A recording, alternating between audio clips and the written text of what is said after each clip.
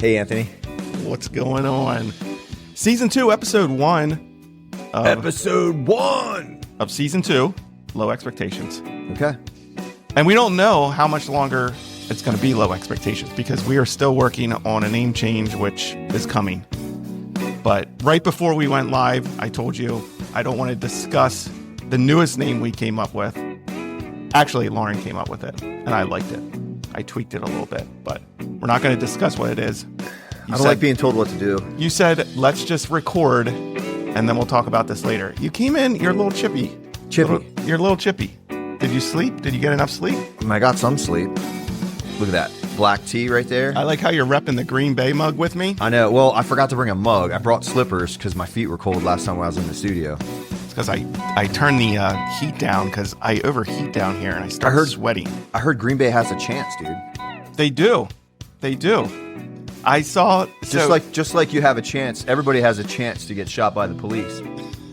Or a police officer has a chance. Well, you're like already moving into the details. Yeah. So Go. Like Green Bay has a chance to win, so does a police officer has a 0.08% chance of being involved in a fatal shooting. Really? 0.08% chance with those numbers that we're going to talk about later. Yeah. 0.08% chance. You know how low that is? That's very low. It's very low. I don't know if my math's right, or the guy that it's not my math. It's not your math. I'm terrible at math, but yes, the Packers are in. So I'm repping hardcore. I gave you a Green Bay mug. Yeah, I'm trying to hide it behind something here. I'm surprised you're. I don't even know where. Don't knock where's your our water cameras, over. Dude? Where's our cameras? And I'm repping the Green Bay mug. I'm wearing the Green Bay. I'm not wearing the old school colors for Packers. What do they call that? Retro? Yeah, throwback. This is from 1921. Okay, that's colors from. I think they used like Notre Dame colors back then. Is that Packers. like it's weird? Like baseball and football, they were like cheating too. Like they were throwing games and stuff for money. I don't know. I mean, I in baseball they did that too. In the 20s? I don't know what year it was. It was really early on. They're still doing it. You cannot convince me. I mean, there's going to be. Here's a prediction for 2025. Happy New Year, everyone! Happy New Year. She's like how I look at the camera. Happy New Year. Yeah. Happy New Year. In a prediction for 2025, there will be a giant scandal in a professional sports. One of the professional sports of someone throwing a game on purpose or engaged in gambling, like whether it be a coach or a player. Okay. Because it's huge. Sports gambling right now is huge. Betting, yeah. So, well, you know that because of all of the commercials. Ton of commercials. Yeah, so you have to know some of these guys are involved in it and probably it's affecting things they're doing in a game. So that's a prediction I have for 2025. I guess that's not very good. I heard a prediction that the Chiefs win the Super Bowl again. Nah. And then Kelsey retires and Taylor Swift and him get married and have babies and ride off into the sunset and never be seen again. Oh boy. Okay. I don't think that's going to happen. Yeah, I don't think that's going to happen either. I just saw this post on X, some dude claiming that he did all this research and he had all these stats to back up the fact that the Packers were actually going to win the Super Bowl. He looked at the past Super Bowl winners for the past like 30 years or something like that, developed his ideas of why they won, laid out all these stats and said that leaves the Packers to win the Super Bowl. Yeah. So I'm like, oh, you're telling me there's a chance. So they got a chance. Yeah. So this I don't know what's going to happen. By the time this episode goes out, they could be out. We'll know if they beat the Eagles. Oh man.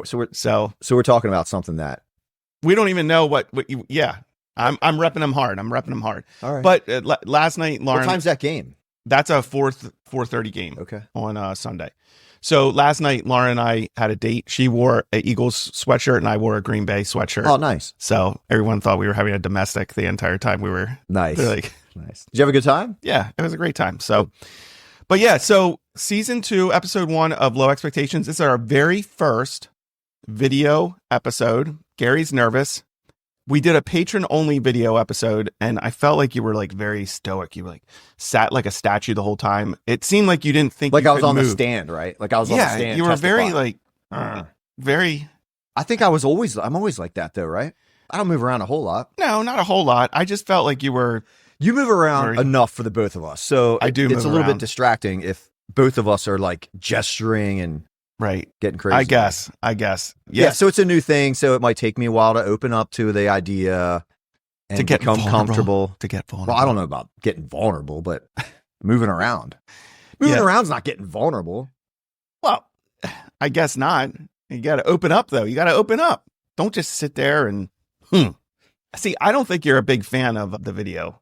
I get the sense from you that you haven't fully embraced it. You're not sure about it. You haven't fully embraced it. You're maybe a little grumpy about it. That's just the feeling I've been getting. I got to have something to be grumpy about, right? So I don't know if that's what's going on with you today when you came in the studio, because you got the grumpy wumpies. Well, there was snow on the ground. I had to clean off the car. Okay. All right.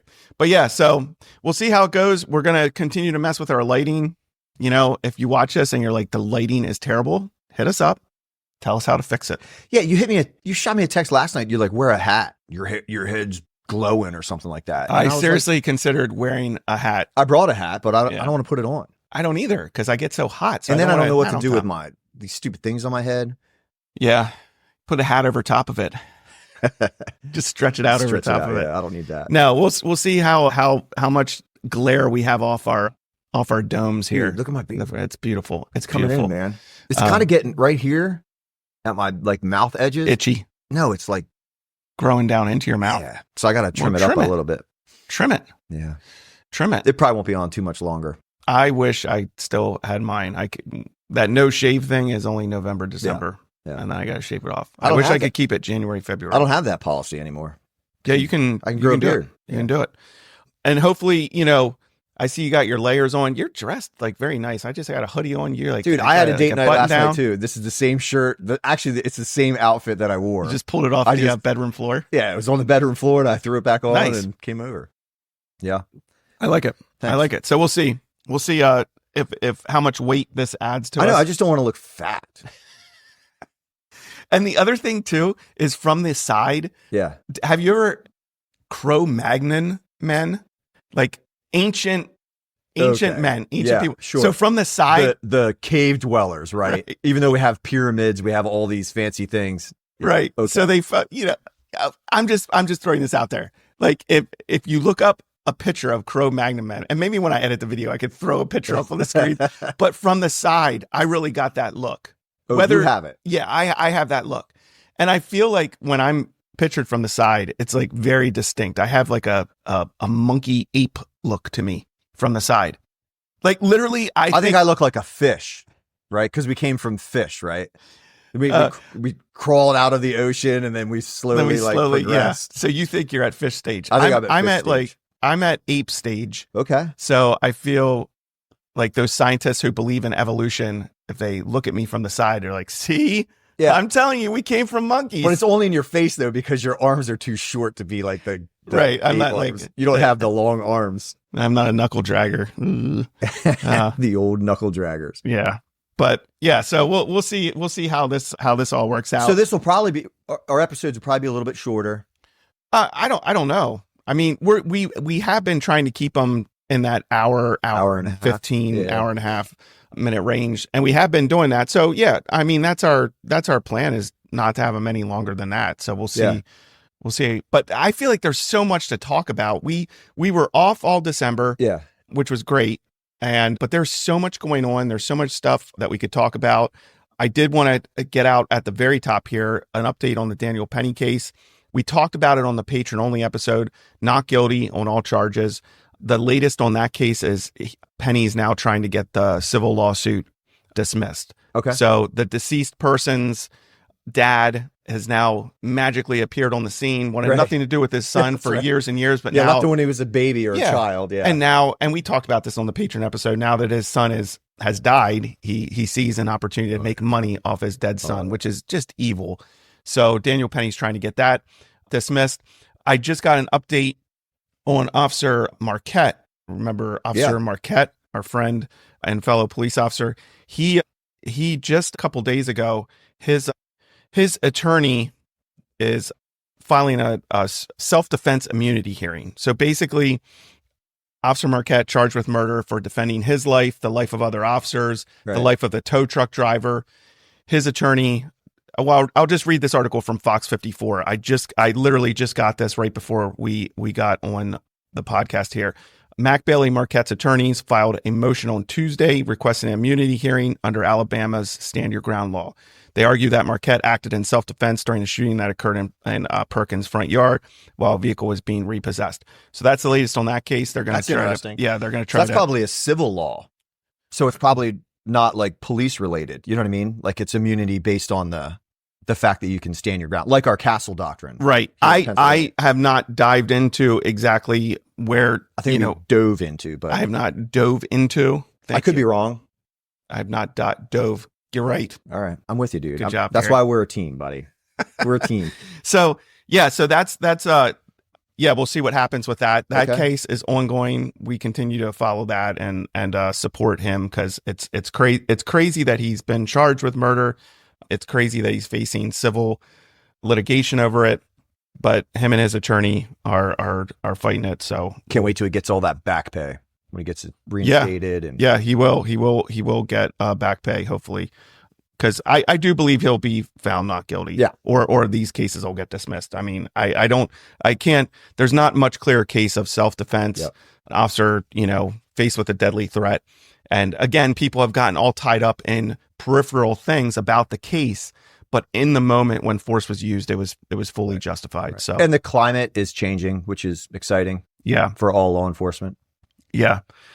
So the other thing I quick wanted to put out there is recently I was on an Invitation to Peace podcast with Chad Campese, an Invitation to Peace podcast. If you check that out, I did an interview with him. I would say it was probably the most open and honest. I don't want to say honest. I've been open the right dishonest. word, because you've been honest. Probably the most open and vulnerable and forthcoming about kind of my career and some of the struggles Lauren and I went through.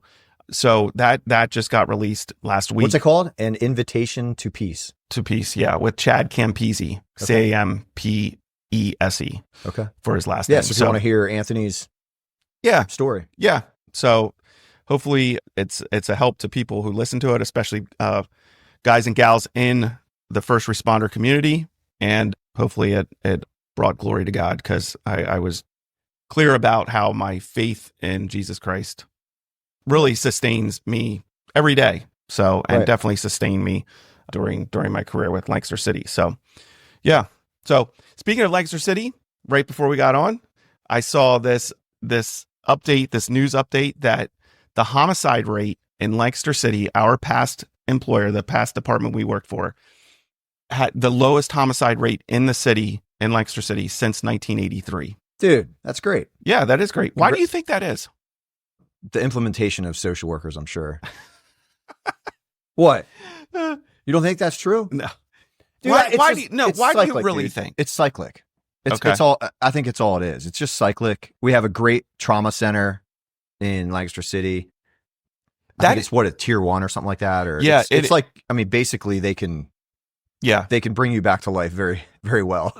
Yeah, that is, I think, one thing that, just generally speaking, when you are looking at homicide rates, murder rates in the U.S., generally, I think they would be much, much higher, and our crime rates would be much, much higher if you didn't have the level of medical care that we now have. Yeah. So and I think that's a big part of what keeps the homicide rate, the murder rate down in Lancaster City, because we have that top-rated trauma hospital literally in the city. I mean, I've been out of the city for 6-8 months now. So, but what I would say is a lot of the violent crime is being done by youths, young boys. Yeah. And I don't think they're just wild. You know what I mean? Right. So they're shooting wildly. So, maybe lots of shootings and even people getting hit, but it's not targeted, I don't want to say legit gang stuff, but the old school guys, in the early 2000s, they were hits. You know what I mean? Dudes walking up beside somebody, pretending to do a deal and just zap him in his head. You know what I mean? That was the kind of stuff that we were dealing with. when we were on the street. And so I think that's more like targeted versus just like these little kids just. Yeah. Kids aren't as good as adults at a lot of things. So like shooting each other is one of them. Right.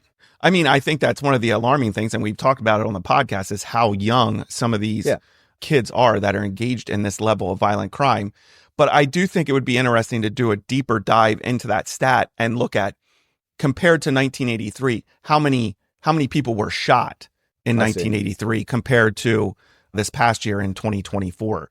I think that would kind of be a little more, I think it would just be interesting. I would guess that, over the years, we've had many more people shot in Lancaster City than we did in years past. But medical care and what you're talking about has probably helped to keep that murder rate down. Yeah. I also think that the unit I was leading at the end of my career has done, if they ever get rid of that unit in the city, I think you will see the crime rate and the level of violence rise dramatically very soon. Because, and the reason I say that is, when I started in Lancaster City, there was the city drug suppression unit.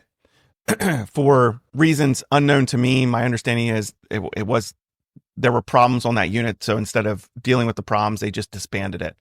As soon as they disbanded that unit, the level of violence and drug activity on the streets went through the roof, to the point where only a couple years later they created the selective enforcement unit because it was becoming such a problem.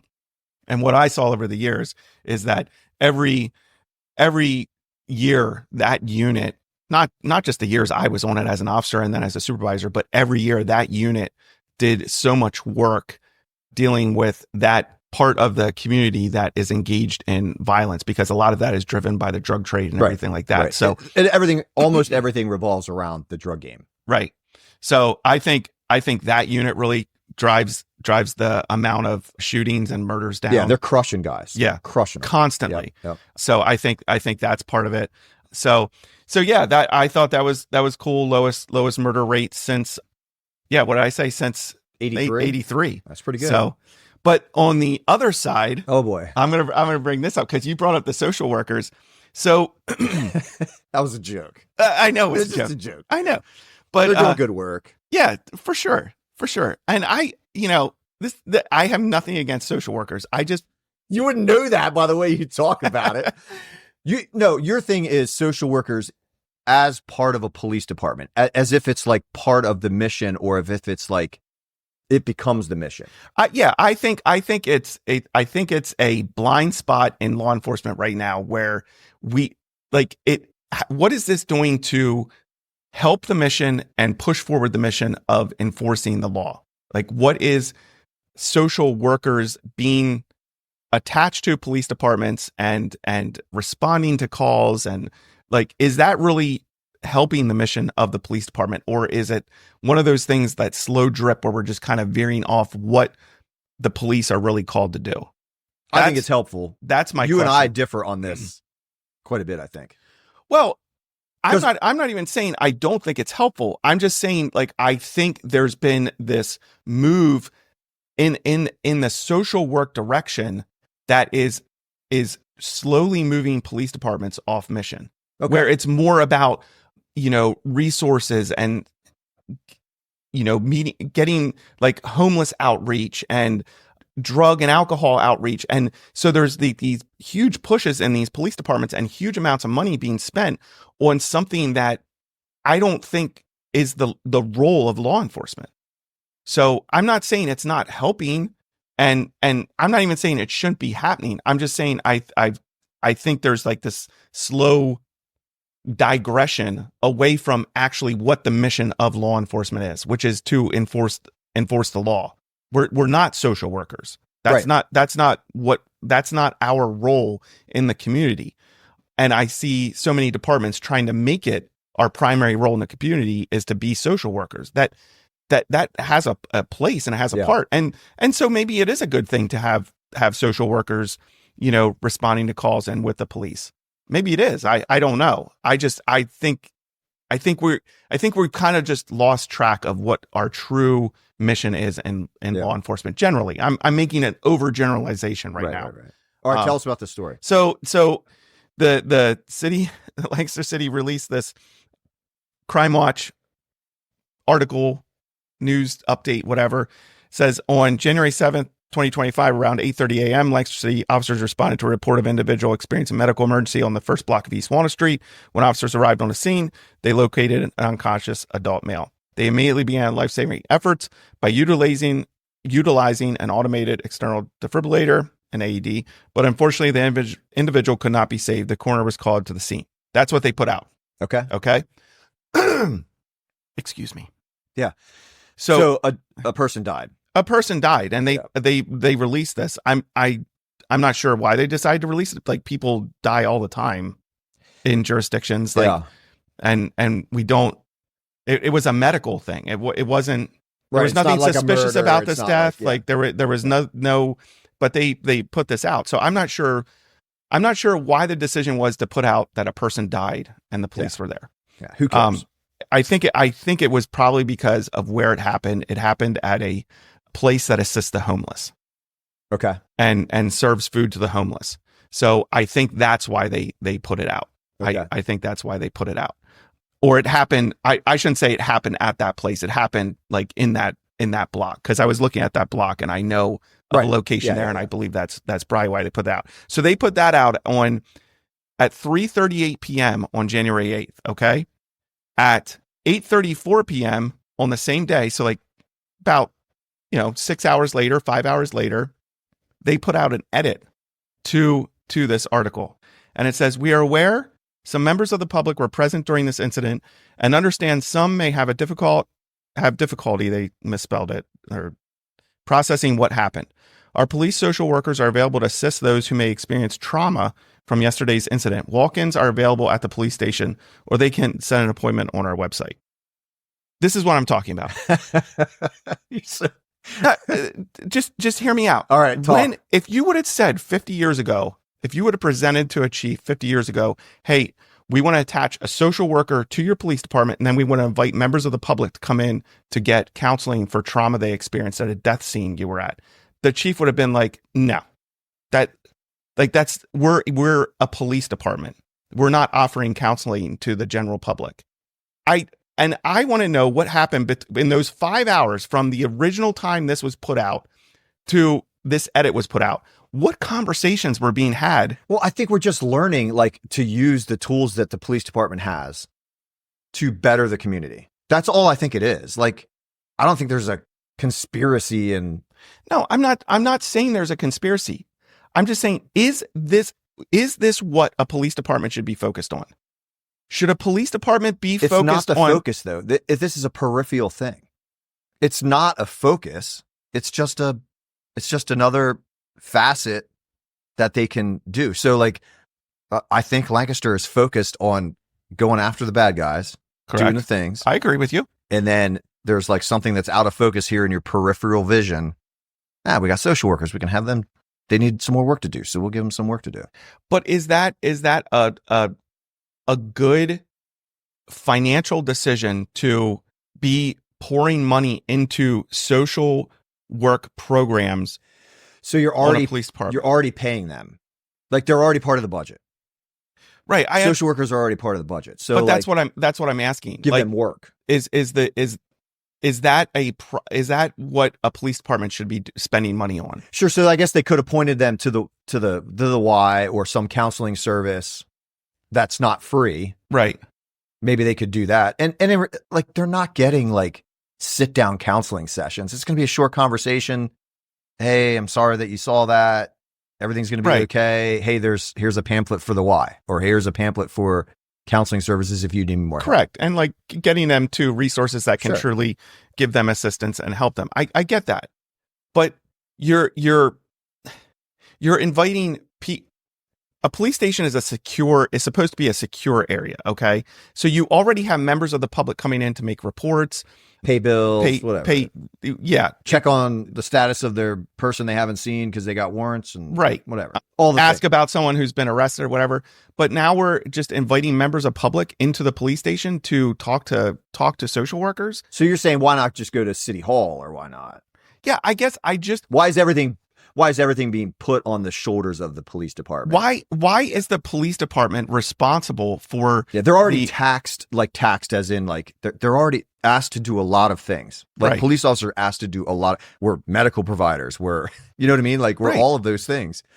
So adding somebody coming into the police station, it just creates more chaos, maybe. Right. And in the grand scheme of things, I understand, like, it's helpful for a police officer to know what resources he has and be able to get people to those resources, because again, they aren't social workers. Yeah. They themselves aren't, and they want to help people, get to a certain point. Like if someone is struggling with drug or alcohol addiction, is at that point where they want to get help. I've referred people to certain organizations and places in Lancaster County that can help them. So I get that, but now we're not referring them. We're saying, no, we, the police department, we're going to hire our own social workers and we're going to help you. Come to us. Yeah. And I'm just like, I don't know.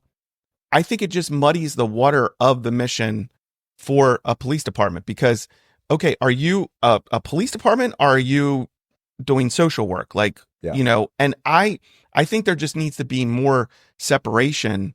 Okay. With it, because I think it's a good thing. I'm not saying it's a bad thing, but sometimes good things can be done in the wrong areas, or kind of not be the true mission of the it can sidetrack a little bit, or it can make a drift or be a slow drift or whatever. Right. I get it. I just think it's a mission. I just think the welcoming of social workers into law enforcement is just part of that mission drift I see happening, where we're trying to do all these peripheral things that are good things, but it's not our role as law enforcement. Yeah. Like our role as law enforcement is very specific. And I think we're in trying to appease the public and make ourselves look good. We've taken on all these other things that take away from what we're actually supposed to be doing.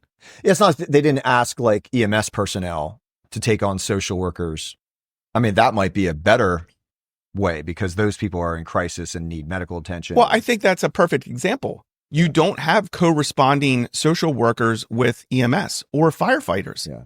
Why is it with the police? Right. Yeah, and you don't have them at City Hall. Right? Like why not send the public to City Hall, or to like a substation of City Hall, the city government, right, that can help, versus just adding more to the police department. Right. I think that's what's frustrating to me, is just like you're asking guys to do more with less. Right, exactly. Right? And more and more and more and more. And not only are we asking you to go out there and enforce the law, but now we're asking you to, get this person in this program. And, it's not, why is it the police?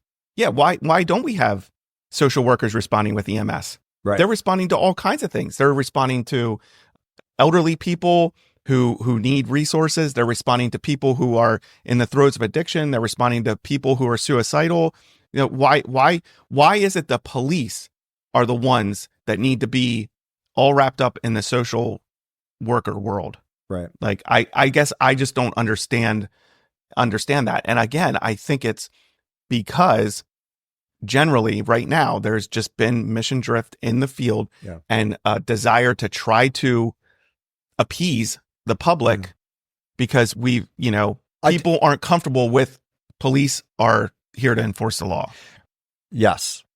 And I think that you're trying to build trust in the community.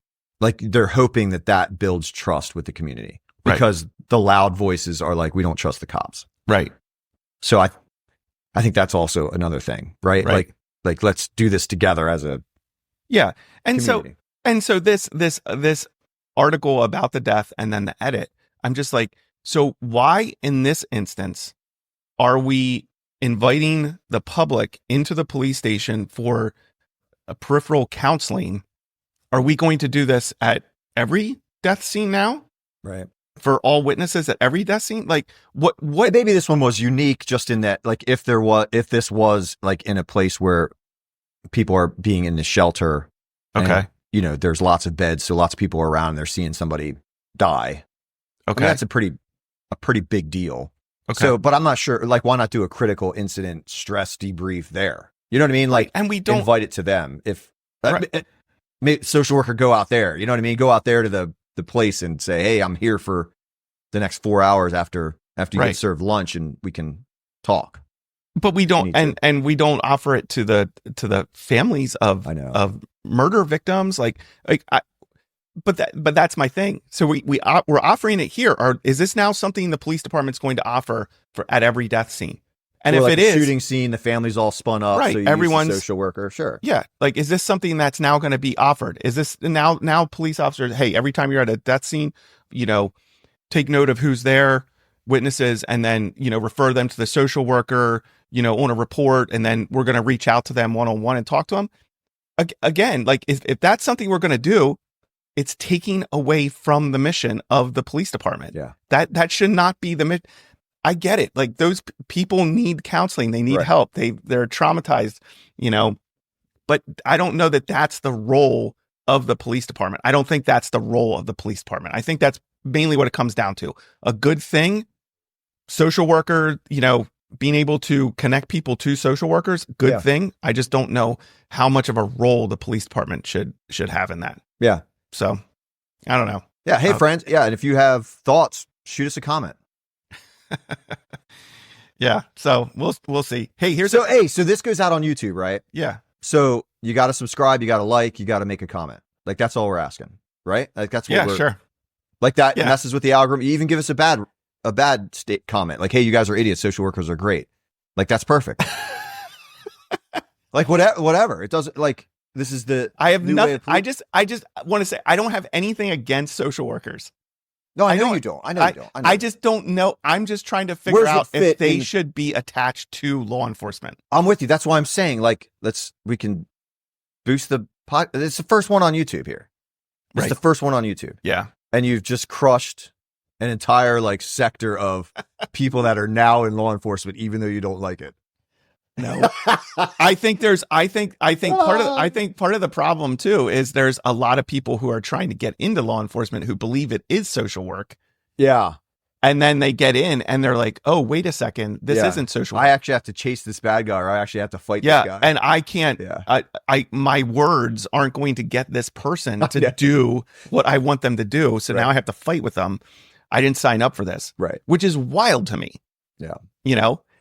But if you go to a lot of police departments' Facebook, and you scroll through, you're like, oh, there's just all about community engagement. Or even though you go the about stuff, right? The about, like, we have police social workers, or we have, we want to work with the community and make a whatever it is. It's like prominent. It's like the prominent way police departments are trying to get people to come in. Like, we're all about community engagement. We have hired social workers. They co-respond here, and as if that's enticing. But it is enticing to people. Yeah. But I think it's enticing to the wrong people that you want being police officers. You don't want a social work minded person in police work. I agree. You want a law and order minded person. You want someone who understands the true mission is to enforce the law and deal with people who don't want to follow the law. And so if you push this idea of social work constantly, you I don't want to argue about this the entire time, Anthony, but, like, you can be a well-rounded officer, right? It's just another facet. That's all it is. But you go into a police department's website. Okay, listen. You go into a police department's website. With you. I agree. And all you see are people smiling with their arms around children in school, shooting basketball, sitting on a stoop with someone, laughing, shaking hands with a community member. That's all you see on the web when you open their website. That's what. And I think this. I haven't checked Lancaster City's website recently, but I think this is what you see on Lancaster City's website. That's what you see. And you're like, if you're the type of person who has that drive to, like, want to, more of like a social work type drive. You're like, oh wow, I want to hug a kid. I want to shoot basketball with a kid. This is really cool. Like I really like what this department is doing. And then you get there and you're like, wait a second, I got to go respond to a shooting. And wait, now there's a guy running with a gun. I got to hold this. I got to hold this baby who just died. Yeah. Right. Yeah. Yeah.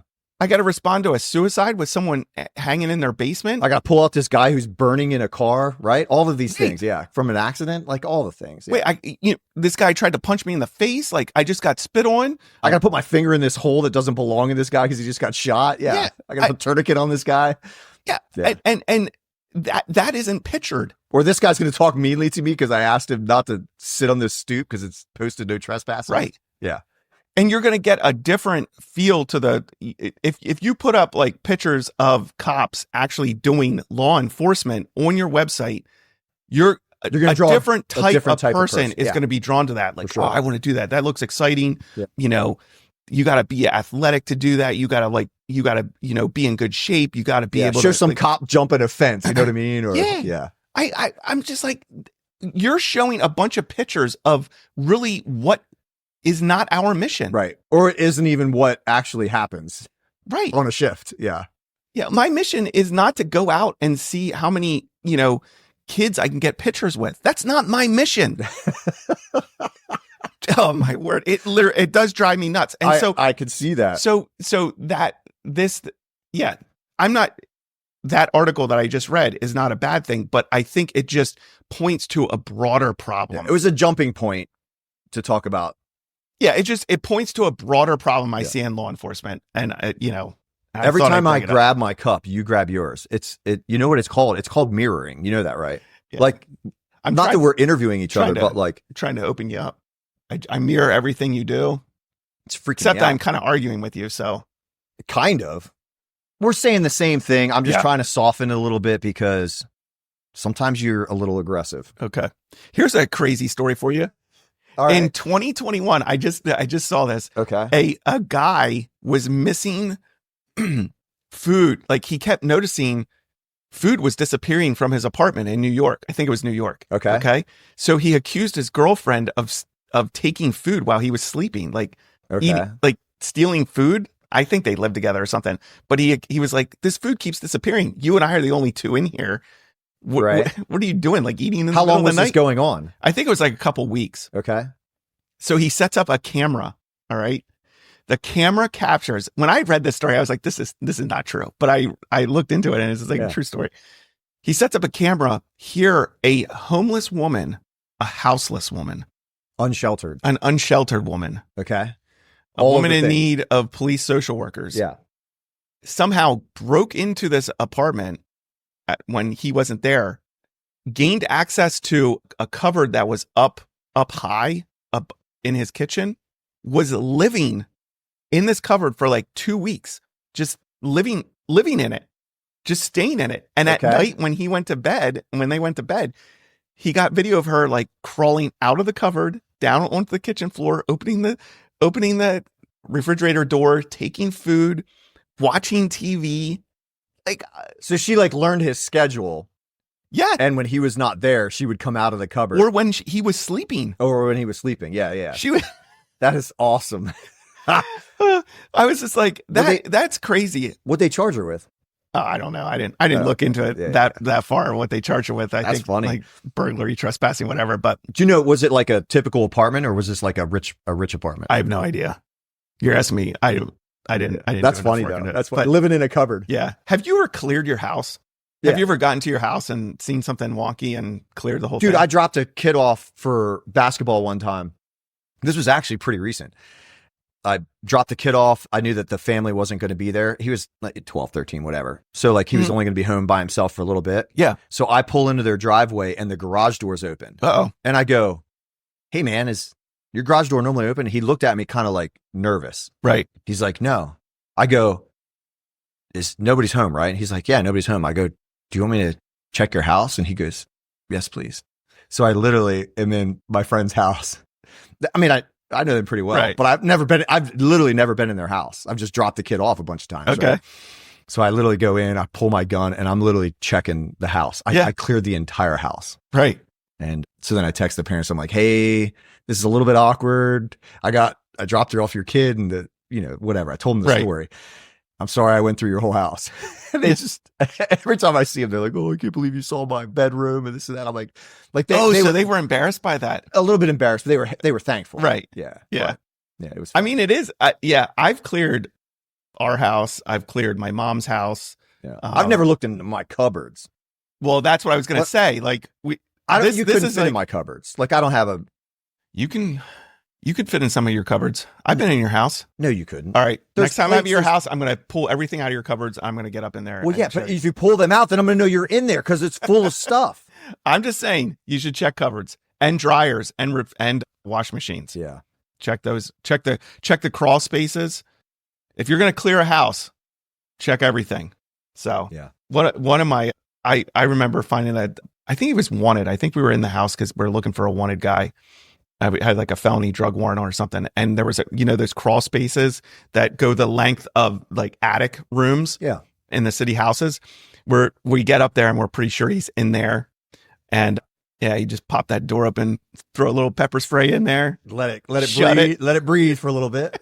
Because you don't want to poke your head in there. No, it's dangerous. So all of a sudden, you hear him coughing. He starts coming. He had like long dreads. I grab him by the dreads and just pull him out of the. Yeah. And take him. And, you can. There's a lot of places to hide. Like if you want to hide, dude. We cleared. This was one of the embarrassing things that happened in my career. One time we cleared. You might have been on the unit when this happened. You and I might have been on the unit when this happened. Over on. I can't. Dude, I'm starting to lose my geography in the city. But anyways, we clear this house, and on the third floor is like several inches of clothes on the floor. We clear the house. No one's in the house. They do a secondary, or that we start the search, and there's two people that were hiding underneath the clothes. Were you on the unit when that happened? I don't remember it. I think it was either one or two people that were literally when we went in the house. They literally like they hid. Laid prone underneath the clothes. Prone under all these clothes. And when we went up to the room, we checked the room, but we didn't like stomp all the clothes. Ever since then, you stomp clothes. Yes. Yeah. I was up there and I missed them. There was a couple of us up there, and that's a terrible feeling to miss somebody. We missed them. Yeah. So especially when you think how big a human is, right? Like you think how big a human is, and you miss somebody like that. It's now dangerous. I open closets. Yeah. Like if I'm searching, I open a closet and there's like big bags of clothes and stuff. I donkey kick that stuff as hard as I can. Yeah. Because people can hide, but pepper spray's your friend too in those crawl spaces. Yeah. So yeah. Did I ever tell you my favorite pepper spray story? I mean, you probably have. But... The barbershop that was also like, I don't know if it was a speakeasy, but barbershop on King Street. We kept getting complaints from neighbors that they were having parties after the barbershop closed, loud noise, that sort of thing. So one night, me and a past guest on Diakonos, Stoltzfus, we go out there and we realized that they had a back room with a mirror, like a sliding door that had a mirror on it. So if the door was completely shut, it just looked like a wall, a mirrored wall. But they hadn't shut the door completely. It was cracked like this much. So you could see through the crack and see a bunch of guys back there playing pool, smoking and joking. But the front door to the barbershop's closed. And we just got a call for the noise and everything. So we're like banging on the door, shining our flashlights and stuff. They're not answering the door. One point, one guy looks out, sees us, and just closes the door. I'm like, nope. Sent you to the moon. Oh, man. I'm like, nope. Oh, this is So we're like trying to work on getting a key holder, trying to figure out how we're going to get in here. And Stoltzfus is like, I don't know. He's like, we're kind of running out of options. I said, we're not leaving here unless we have someone in handcuffs. Like, this is happening. So I go around to the back of the building, and the back room they were in had an air conditioning unit that was on. This was summertime. Yeah. So I said, I know what we're going to do. I said, we just need the right sergeant to give us the approval. Yeah. So I called. So you're looking at who's on. All right. Which sergeant's on? All right. Which guy could I call? So I had my guy. I call him over. I said, hey, Sarge, this is what I want to do. You okay with it? He's like, yep. Grab my pepper spray fogger, go to the air conditioning unit, spray the air conditioning unit, sucks all that pepper spray into the room. We just stand at the front. Sure enough, they all came out. We arrested somebody. Oh man, he came out. That's funny. How many people were in there? I think 4 or 5, maybe. That's funny. But the main guy that came out, maybe it was only 2, but the main guy that came out and finally opened the door, we clinked him up and took him in. That's funny. So that was my favorite. That's a good one. Yeah. That's good. So all right. So whoa. I mean, we're like 45 minutes into this thing, and we didn't even scratch the surface of everything we're going to talk about. Yelling about social workers. So we wanted to break down some of the 2024 stats. Oh, yeah, right? yeah. This should be pretty quick. This is pretty interesting. So this is interesting. It's from what? Law enforcement? Police Law News. Yeah, on X. Police.law.news, I think is, police.law.news on X. I actually found this one, right? Yeah, you did. I did some show Good job. Good job, Gary. So he put out like a 5-part. So the Washington Post, I think he got these stats off Washington Post. They keep track of officer-involved shootings, and they're real big on the disproportionate. They love to use this word disproportionate amount of Black people that are killed by the police.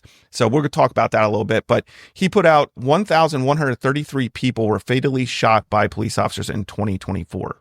1,068 of those fatally shot by police were men. And he just says, should we blame systemic sexism? Yeah. Because, the majority of people, guys shot were men, which makes sense. We're profiling men. Yeah, we're profiling men. But that makes sense because men commit more serious crime. 237 of those fatally shot by police were Black. 350 of those fatally shot by police were white. And this is where Washington Post likes to talk about the disproportionate amount of Black men being shot by police by white men. Even though more white men were shot by police, Black people only make up about 14% of the population. So there's more white people in the United States, so you would assume that more white people would be shot, right? Right, and they are. That's what the stats show, yeah. The stats show that more white people, specifically white men, are shot than Black men. Right. But the Washington Post zeroes in on the disproportionate amount of Black men. They're saying Black people are only 14% of the population, yet they're being shot at a far higher rate than white men who make up, or white people that make up a greater amount of the population. Make sense? Yeah.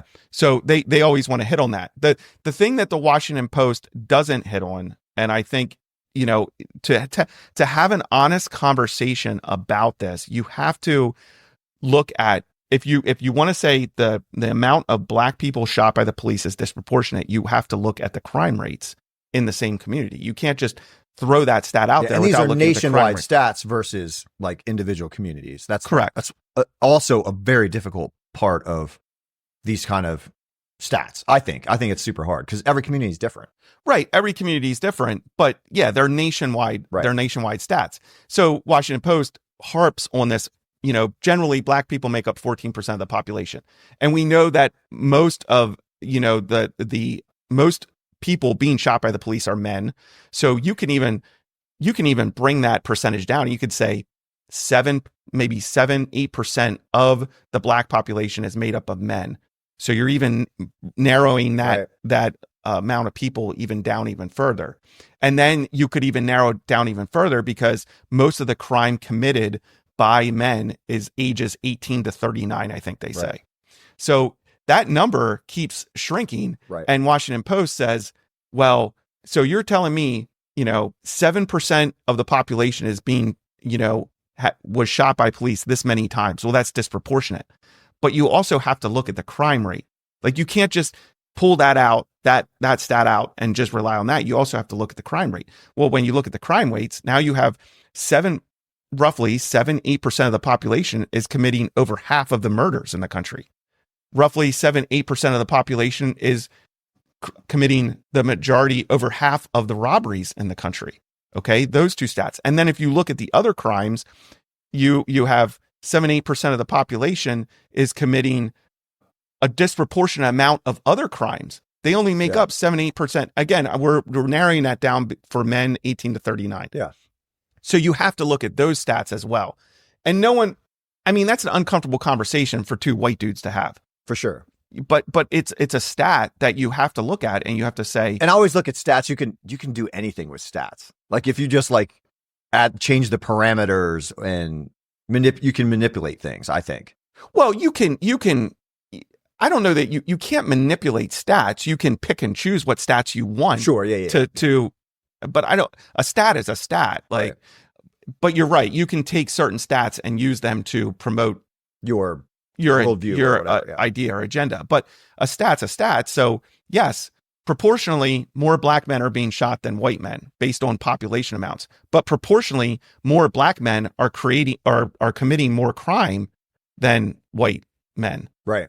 So you can't. You have to look at both of them, and you have to say, well, if that's the case, then these numbers aren't that disproportionate. Yeah, and you would assume that that's going to be the case, right? If more of the population is committing more of the violent crime, they're going to have more interaction with the police. Right. If you have a population that is committing the majority of crime or a disproportionate amount of crime, they're obviously going to have more interaction with the police. Yeah. So that's something that I think is often ignored by these, woke talking pundits. They just want to harp on the disproportionate amount of black men who are killed by the police based on the population. Well, that's not an honest conversation. You have to dive a little deeper. I found this website called bradyunited.org, and they had some super interesting stats about murders committed in the black community. And I'm trying to go down through here right now and get some of these stats. And they hit on this. They go, despite accounting for only 13.6% of the U.S. population, black people account for 27% of those shot and killed by police since 2015. Again, like you have to dig a little further into those stats, I think. And the only reason that I want to talk about this at all, okay, because I don't actually care what part of the community is doing what part of the crime. Okay. I do not care. Go. But the reason I think it's important to talk about this is because it's a one-sided conversation. And I don't even actually want to talk about this, but it's a one-sided thing, right? Like you're not hearing from both sides on this generally. Like I'm not understanding what you're saying. Like I hate breaking down based on colors of people's skins. Like who cares?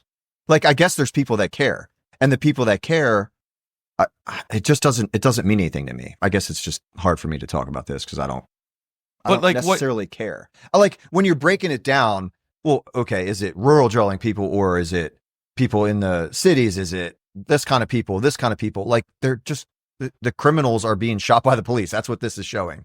Right. That's what this is showing. Yeah. People who commit violent crimes are being shot or having interactions with the police and are those who are being shot. Police are not shooting innocent people. Right.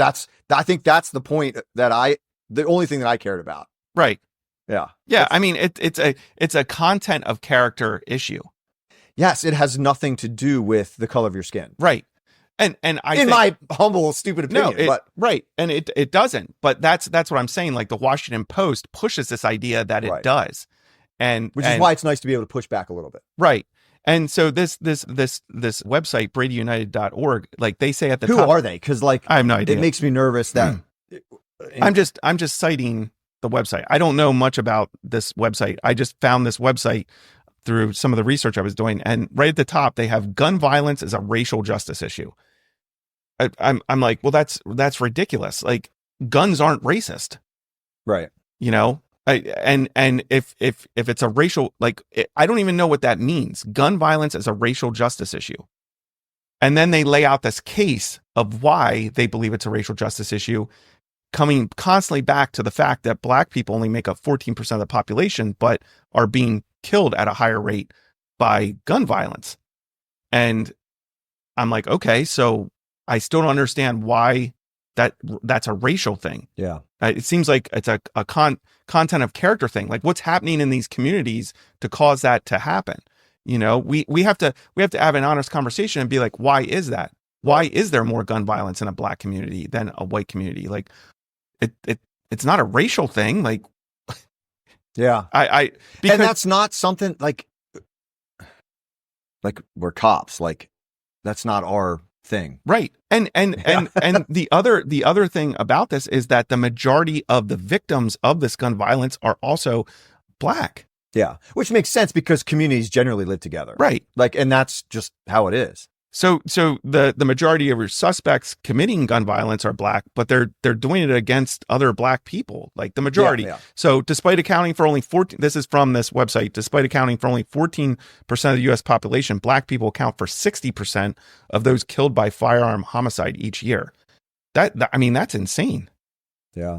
That's insane. Like, but you know, people squirm when you start like having these conversations about stats, about what's happening in the Black community, and, you know, having honest conversations about why that's happening. And you and I have talked, I think fatherlessness is hands down the biggest problem in that community. I would say 95% or more of the guys I arrested, both Black, white, Hispanic, had no idea either didn't know who their dad was not in their life, their dad was in prison, their dad was dead. Yeah, or had zero relationship with him. Walked out. So I think that's a huge issue. But I think you need to have an honest conversation about the stats to be able to have an honest conversation about what is happening in these communities. And I think that's what you're saying. Yeah.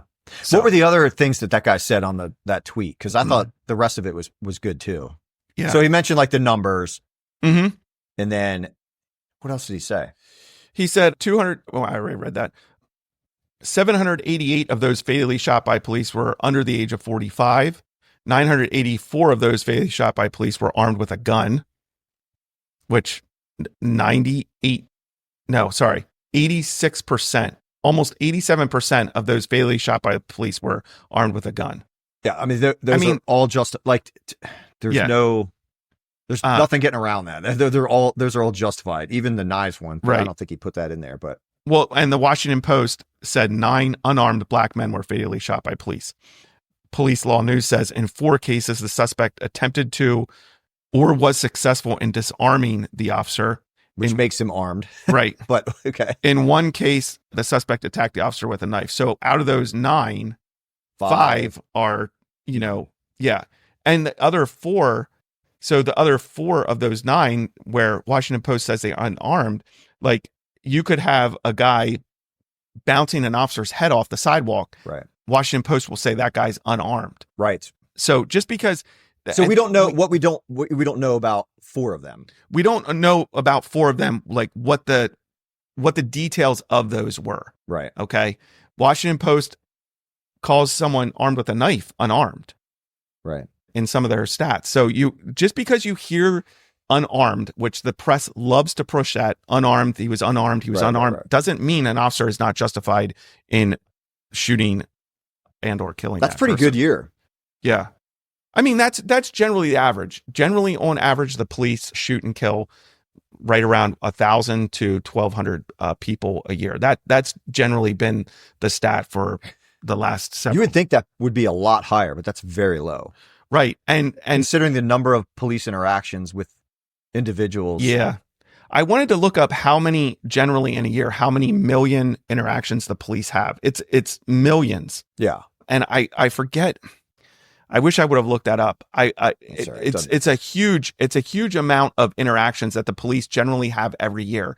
And out of all those interactions, only 1,133 ended in a person shot and killed by the police in 2024, which is a minute, way, way, way less than 1% of every interaction ended that way. So, love to put, like 1,133 people were shot and killed by the police. It sounds like a lot, but when that's a great number.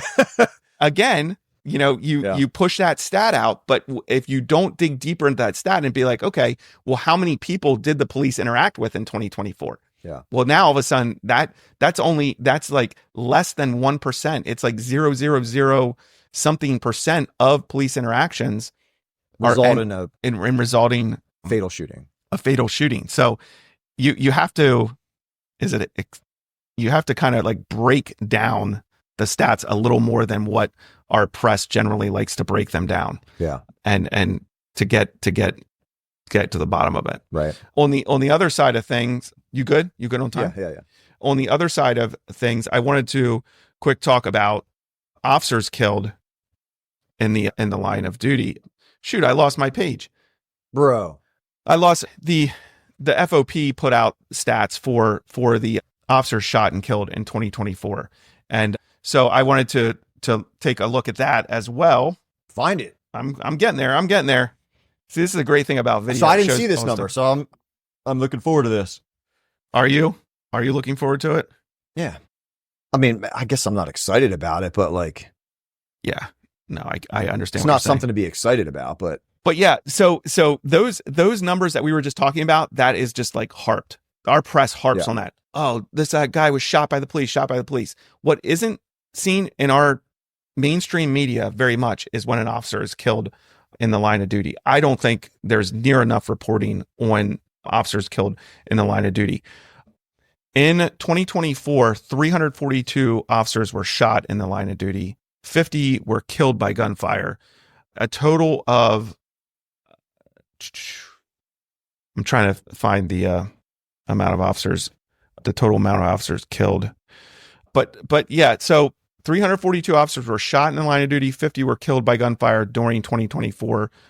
And 61 were ambush style attacks on law enforcement this year, which is really, I think, going up. The ambush style. Yeah, the ambush style. So this is what the National Fraternal Order Police stated. They regret to report that as of midnight on 31 December, there were 342 officers shot in the line of duty in 2024. It's actually down 9% from 2023, up 3% from 2022. Of those officers shot, 50 of them were killed. That's up 8% from 2023 and down 19% from 2022. 2022 was a especially deadly year. Right. The year with the highest number of officers shot through this date was 2023, when 378 officers were shot through the entire year. There have been 61 ambush-style attacks on law enforcement officers this year. These ambush-style attacks have resulted in 79 officers shot, 18 of whom were killed. So, yeah, I mean, that's a lot of police shot that, I mean, I don't know. When you put a figure out like that, I don't know if most people are surprised thinking it would be more or think it would be less. I don't, since I'm in this stuff all the time, like this is generally, what we're seeing year in, year out, but you don't really hear about it very much. Yeah. You don't hear very much about, officers being shot in the line of duty. I don't think you hear enough about it on mainstream media. Would you agree or not agree with that? I agree. And we're even in that world. So, you know what I mean? Like we would be attentive toward it. Yeah. You know what I mean? Like I see it all the time on my X feed because of people I follow and stuff, but you don't really see much on the news unless it's, unless multiple officers are killed at the same incident and then you'll see stuff like that. But yeah, it just doesn't seem. And it's brutal because you're asking these guys to go fight the bad guys. And that's what you're asking them to do. That's what they volunteered for. And then they're getting blasted for it, Yeah. I think the last officer killed in 2024, I think was on New Year's. Was it New Year's Eve or Christmas Eve? I can't remember. I don't remember. But generally speaking, right now in the United States, an officer is shot like every 24 hours. Okay. So, I mean, that's it's heavy. Yeah. Yeah. So, and that kind of brings us to this law coming out of Florida, the HALO law. Do you know what that stands for? No.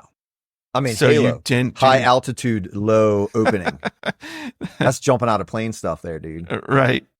Yeah. So I found this one too. I think, maybe you did. Saw it together, but I forwarded it to you. Yeah.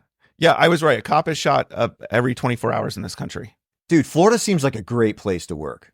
Yeah. So like as much as I hear coming out of Florida, I'm like, man, that'd be nice to work. Yeah, I agree. They are very friendly towards their law enforcement. Yeah. And a lot of that is from the governor, DeSantis. Yep. He's very pro. And in reality, the whole legislation, the whole legislative branch, because they're the ones who make the law. Like he can suggest them, but like. So this HALO law stands for honoring and listening to our officers. And that's what it stands for. And so basically it's created a 25-foot buffer around all first responders, law enforcement, fire, EMS, when they're doing their job. There was an article out of the Fire and Safety Journal Americas that I highlighted a couple things. The state of Florida has implemented the HALO law effective January 1st, 2025, as reported by Fire Law Blog. This new law mandates a 25-foot buffer zone around first responders actively performing their duties, regardless of location.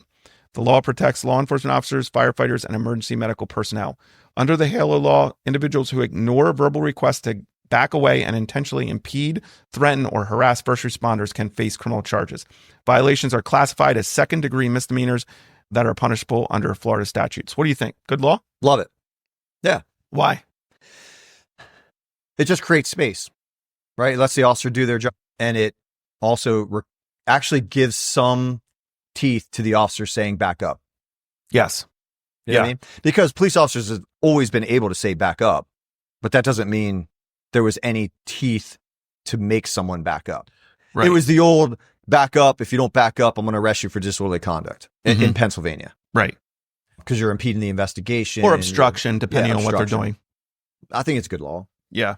I like it. I mean, you look at these ambush style attacks that we just talked about. You look at the amount of officers who are being shot during the course of a year. You look at the level of violence out there against the police and the level of violence in these jurisdictions. And it gives teeth to officers to be able to be like, get back.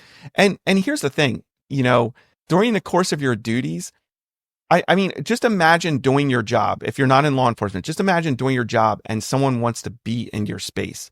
Right. And that's really what officers are dealing with ever since smartphones came out, especially in urban areas. As soon as you are engaged in police work, you have people with their phones out and in your face, just like jaw jacket. It's not just standing there. Right. It's jawing with you. It's distracting the officer. It's creating chaos in a scene that's already chaotic, probably somewhat chaotic. Right. And I think it does, you can tell this law helps officers in Florida when they say back up, because people are like, I can stand wherever I want. This is a free country. This is a sidewalk. I can do whatever I want. Now it gives officer authority to say, no, back up. And if you don't back up, you're going to get arrested. Right. And some people are like, well, that's kind of overstep. I think there's some people that would say that's an overstep. Yeah. An officer doesn't like how close you are. So now, isn't that like a violation of their First Amendment rights to speak and be where they want to be and to travel the land. But you look at some other countries, there's countries that you go to, if the police are doing their work, you don't dare walk past them. Don't even look, right? You don't even look at them. You go to the other side of the street and you walk way around them. You won't even dare get in their space because they'll house you. Yeah. And, a lot of times in these urban environments, it's so prevalent. This desire by people to want to encroach on the space of officers is so prevalent that, you and I experienced when we worked in Lancaster City, if we had one or two officers dealing with someone, all the rest of the officers there were pointed out. Yep. And watching and protecting. Basically a perimeter, like a face out perimeter, because you had people that wanted to get in or jump in and fight the officer. Yeah. Like that's happened. Yeah. So the actual law says the act that they passed said an act relating to impeding, threatening, or harassing first responders. That's providing definitions prohibiting a person after receiving a warning not to approach from a first responder who is engaged in a lawful performance of legal duty from violating such warning and approaching or remaining within a specified distance the first responder with specified intent, providing criminal penalties, providing an effective date. So basically, it says it is unlawful for a person after receiving a verbal warning not to approach from a person he or she knows or reasonably should know is a first responder who is engaged in the lawful performance of a legal duty to knowingly and willfully violate such warning and approach or remain within 25 feet of the first responder with intent to impede or interfere with the first responder's ability to perform such duty, threaten the first responder with physical harm, or harass the first responder. So this isn't just for police. This is EMS, back up. Yeah. Fire, back up. So I think it's a good law. So yeah, way to go to Florida. Yeah. So anyways, I think it's a good law, and I wish Pennsylvania would pass something like it. Yeah. The thing is, like, okay, so let me look at this from the other side. So the other side, you hate the police, you want to take video, you're allowed to do that. right? You're allowed to hate the police. You're allowed to, I guess you're allowed to yell at the police. You're allowed to curse at the police. You just have to do it from a distance now. Yeah. And because I think it got too much to where you could do anything you wanted to the police and they had no recourse. Right. And Florida's saying no, not anymore. Yeah. Now you have to give the police some space. You can still yell and scream at them. You can harass them. You just have to be 25 feet away from them. Yeah. And I like that. And the thing is this, if you want to catch the police doing something bad, like, good luck. Right. You're going to have a really hard time. Almost all police officers now are wearing body cameras. Right. There's videos everywhere. Cops are good at their job. That's the general statement. There are some bad cops. Sure. But like, cops are doing the good work for the community. Right. So like, if you want to catch them, good luck. And I think videotape me, but videotape me from 25 feet away now. Yeah. And people are constantly videotaping officers on the street. Dude, phones come out as soon as you pull a card over, all the time. I get videotaped all the time. But I like that we say videotape now. Like, there's no tape. It's video recorded. Yeah, you're just recorded. Yeah. That shows our age. I did. But here, let me rewind this here. But the bottom line is, I'm being video recorded all the time now anyways, because I have a body cam on. And I think it's interesting, all the people out there who are claiming that the police are evil, systemically racist, just goons out there, were like salivating at body cams going up on everyone. And it hasn't shown, like, it's helped police. It's very rare that a body cam is coming out. And there are cases for sure that are coming out. The recent case I didn't look into this case very much.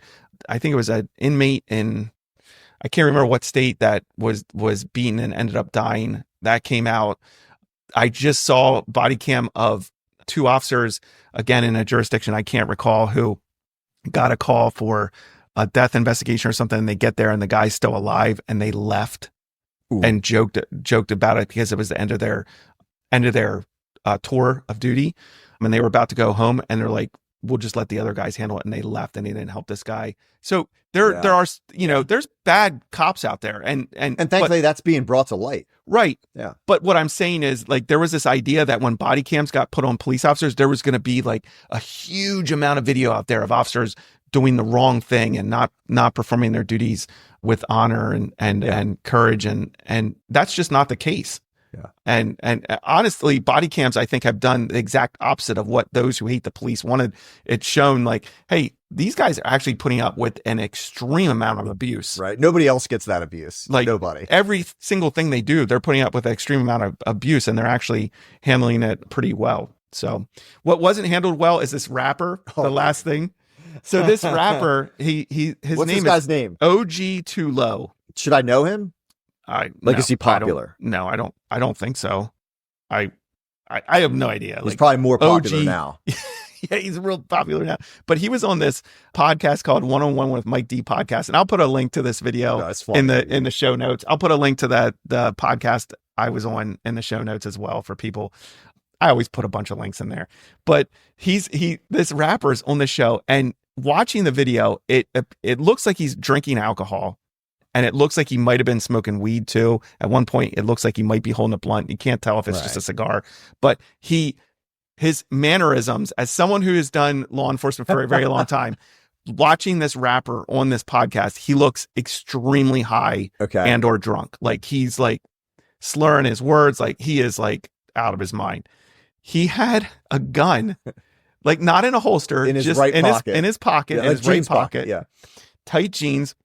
During the interview, he like reaches into his pocket to like his left pocket. Left pocket. Yeah. He reaches into his left pocket to fix he's like gun or leaning something. back. Yeah. Boom. Fires a shot through his pant leg.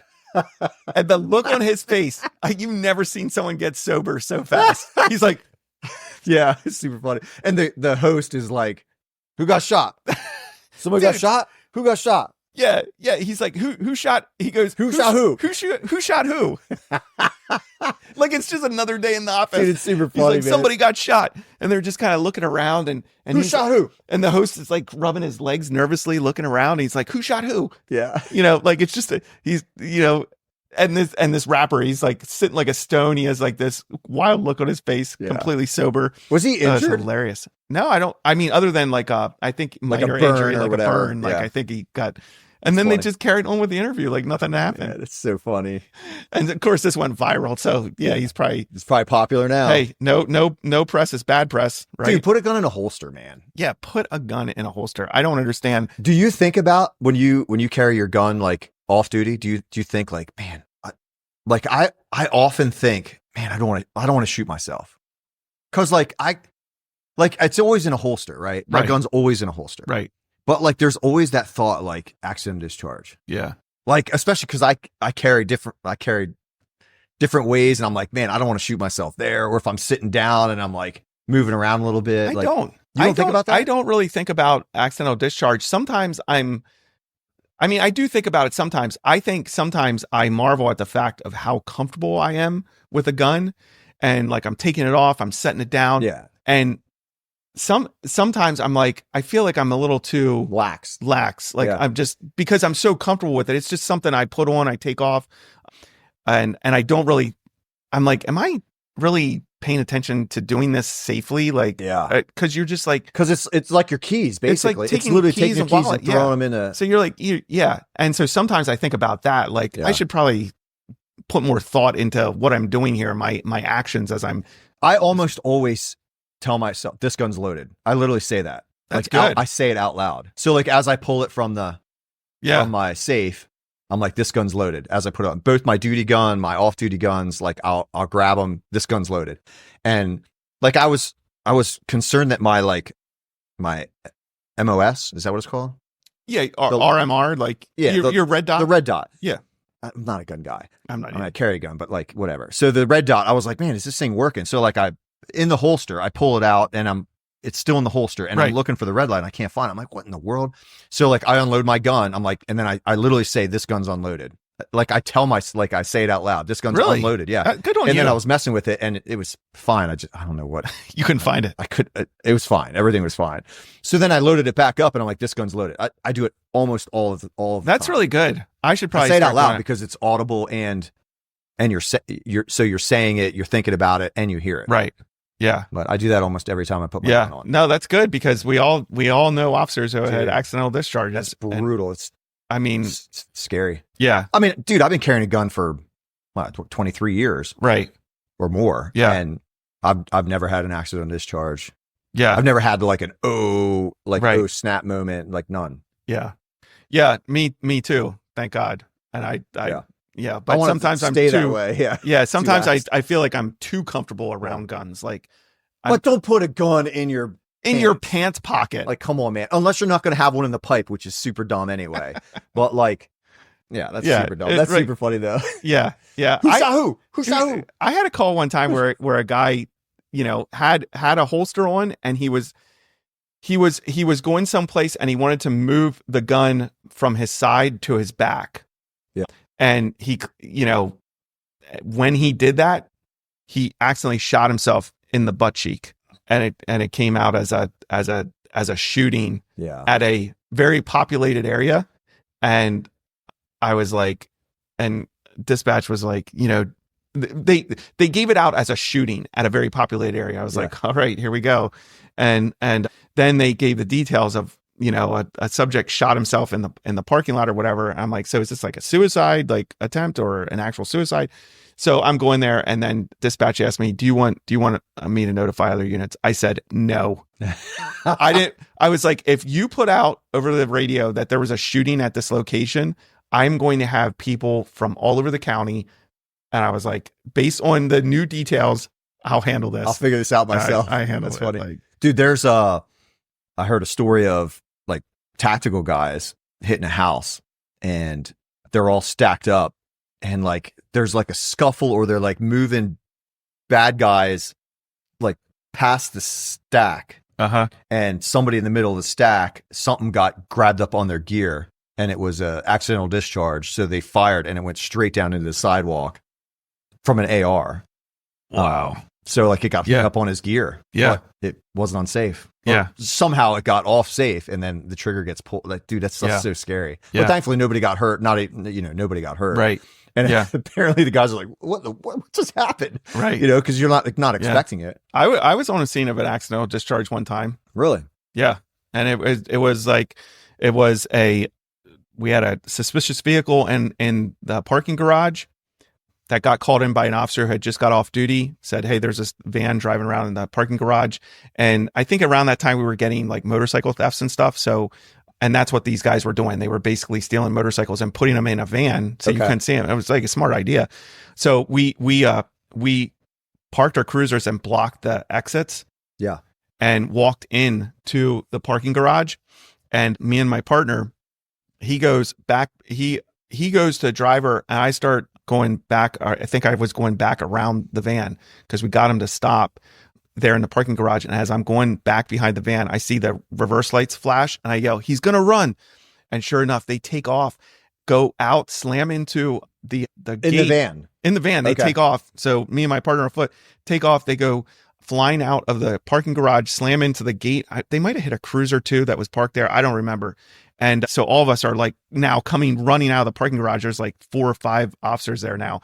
And we get up to the driver's side, and one officer had his gun out in his hand. And this guy, the driver, like bails out into him and knocks into him. Accidental discharge behind the officer, accidental discharge behind him, barely misses my partner, goes between his arm and his chest. And somehow there was no sympathetic gunfire because everyone's like, who shot? Like guys are like trying to take cover. Now everyone's guns out. Like we're like piping these guys and everything. And so we get everyone under arrest. Thankfully, we didn't shoot these guys. Yeah. There was no sympathetic fire. Everyone was super disciplined. And afterwards we're like, what, who shot? Like, and here, he got hit and either his finger was in the trigger or his trigger got hit or something as his arm's going back and fires behind him. They say that, right? When you squeeze one hand, both hands kind of squeeze. Yeah. But, dude, policing's not easy. Right. You know what I mean? Like you're carrying a gun. It was scary. Yeah. Oh yeah. It was super scary because my partner's like, he's like, I felt the round go between my arm and my chest. And we found the bullet hole in the building, like in another gate that was there. And I remember I had like I just bought a cup of coffee, and after it was all over, like I drank the whole cup of coffee. I was so amped. I was like, yeah, that's funny. So, but thankfully no one was hurt. So that's good. All right. So just like Gary said, subscribe, like, comment. Wherever you listen to your podcast, you'll be able to view the video portion of this podcast on YouTube, Spotify, and Podbean.